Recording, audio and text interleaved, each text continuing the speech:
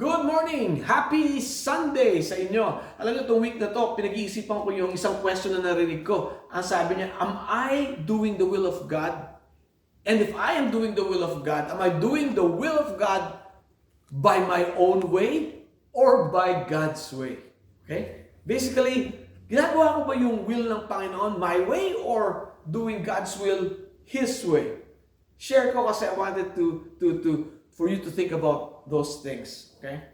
Pero ang lesson natin, dun sa Philippians, dahil this week we looked at the beginning of the letter of Paul to the Philippians, and gusto ko sanang pag-usapan natin in greater detail yung Philippians 1, chapter 1, verse 6. Itong sabi, being confident in this, that He who began a good work in you will carry it to completion until the day of Christ Jesus. Ulitin ko lang. Being confident in this, that He, God, who began a good work in you will carry it on to completion until the day of Jesus Christ. Alam nyo, I encountered this verse. I've read it before, but I really encountered it face to face during the, I think, graduation or ordination ni Pastor Cesar Reyes, my mentor. Okay? He preached on Philippians 1:6, and I saw it. How integral, kung talagang nakita ko, napakagandang verse nito para sa mga katulad nating mga anak ng Diyos. Okay? So let's break down yung Philippians 1:16. Dalawang basic truths dito. Okay? God starts a good work, and then God continues it to completion. So ibig sabihin, lahat ng nangyayari sa atin, Diyos ang nagsimula ng isang magandang trabaho or layunin para sa atin, at Panginoon din ang magtutuloy nito hanggat matapos ng buo. Okay, so ano itong good work na ito? Itong good work na ito ay ating salvation. And salvation begins with our conversion. Maraming tao ang tingin nila yung conversion daw, 3 steps. Having faith in God, repenting, and being born again. Kasi nga, na-realize mo na ikaw ay isang sinner. Na-realize mo na kailangan mo ang Panginoon. So dahil nakita mong sinner ka, nagpalit ka ng bagong buhay ka, at that moment, binigay sa'yo ng Panginoon, regalo yung banal na spirito, nanahan sa puso mo. Yan!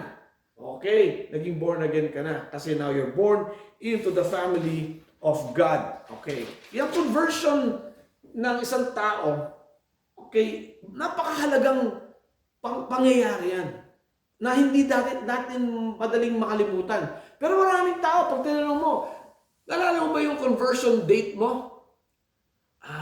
Hindi Alam nyo, sa tingin ko, dalawa lang yung reason kung bakit hindi maalala yung conversion date, at alam nyo kung saan ako papunta rito. Una is baka may amnesia.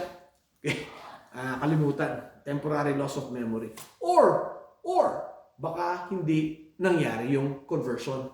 Baka walang conversion. Okay? Kasi nga, kung ganito ka-importante yung conversion natin, bakit hindi natin maaalala? Kailangan maalala natin dahil ang conversion may lugar at may panahon. Okay? May time, may place. At kung di mo maalala, bakit? O, di ba? Napaka-importante niyan. At sa conversion kasi, ito yung key.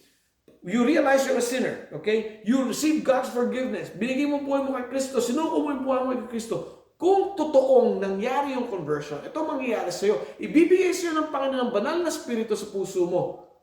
Ibig sabihin, si Raymond, hindi na siya pwedeng Raymond na lang. Magbabago siya. Kasi Raymond, led by the Holy Spirit na pagkatapos ng conversion. Nakuha nyo? Kaya, importanteng maalala natin yung conversion dahil nagbago tayo. Hindi na tayo yung dating Raymond. Okay? Ito yung good news. Kung hindi ninyo maalala, yung conversion date ninyo, sabi ni Paul, today is the day of your salvation.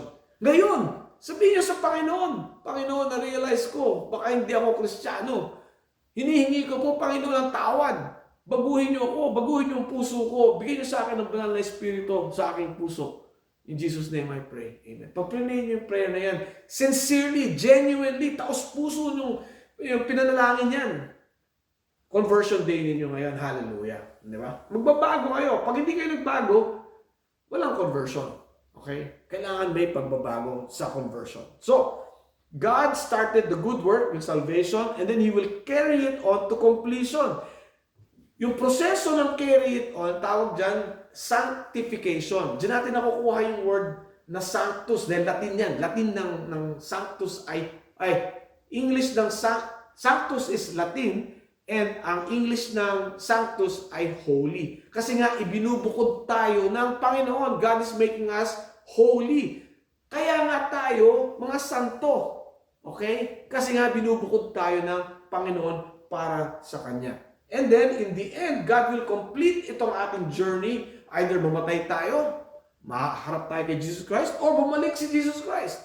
And then, it will end the process that's called glorification. Yan. Salvation, sanctification, tapos glorification. Huwag niyong kalilimutan yung slogan natin 2 week na to. God starts, God completes. God starts, God completes. At ang implication kasi ng Ephesians 1:6 is yung salvation natin is eternal. Ibig sabihin, secure ang ating salvation. Pero gusto-gustong inaatake ni Satanas yan. Gusto niyang iatake, bigyan tayo ng doubt about our own salvation.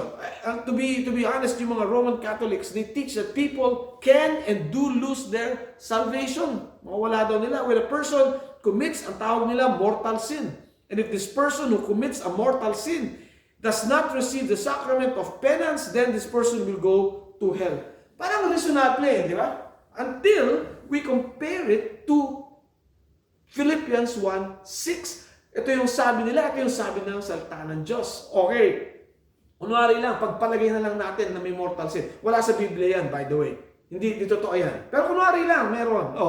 Okay. Yung bang Panginoon na nagsimula ng work sa iyo, the good work in you of salvation, hindi ka ba niya kayang pigilan para gawin yung mortal sin na yan?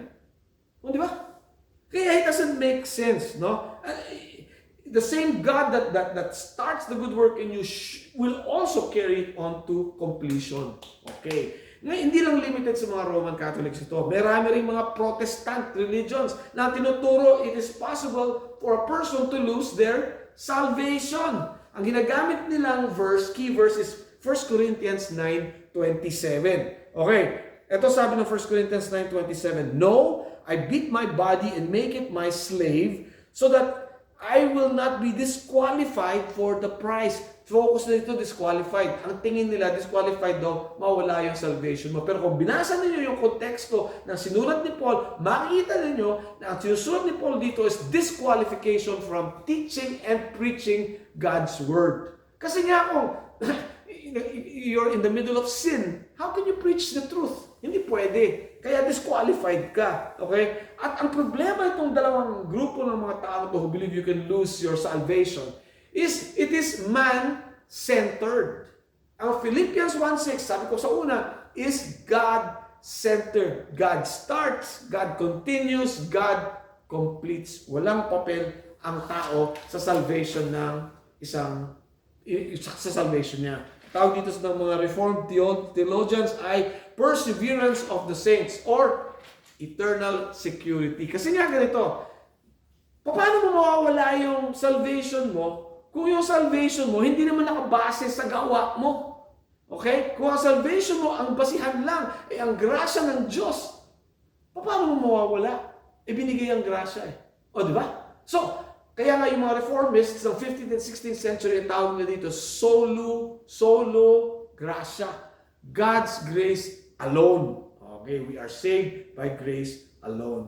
And alam nyo, kung talagang naniniwala tayo sa Philippians 1:6 at anak tayo ng Diyos, then it does not give us the license to sin. Dapat yung pamumuhay natin hindi madaling magkasala.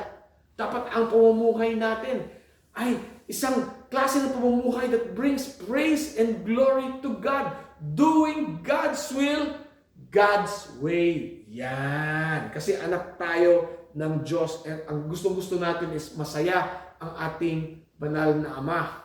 Okay? Hindi natin ginagawa yan para masave tayo, ha? Saved na tayo. And because we are already saved, our primary desire is to please God. Yan ang ginagawa ng anak ng Diyos. Yan ang significance ng Philippians 1:6 and knowing your security is secure. Hallelujah. Let's pray. Heavenly Father, maraming salamat sa binigay niyong pagkakataon na pag-aralan namin ng Philippians 1:6. It is such a powerful verse, Lord, that assures us of your promise na kayo po, Panginoon, nagsimula ng salvation sa buhay ko. Kayo po, Panginoon, na magtutuloy at kayo po ang tatapos ng salvation ko when I finally meet Jesus, either in death or when He returns. Thank you, Heavenly Father, for this assurance. In Jesus' name I pray. Amen. Hallelujah. Ito ngayon ang inyong benediction from Philippians 1:11, which is our text today. May all of you always be filled with the fruit of your salvation, the righteous character produced in your life by Jesus Christ. For this will bring much glory and praise to God. And all God's children pray, Amen. God bless you and have a great week.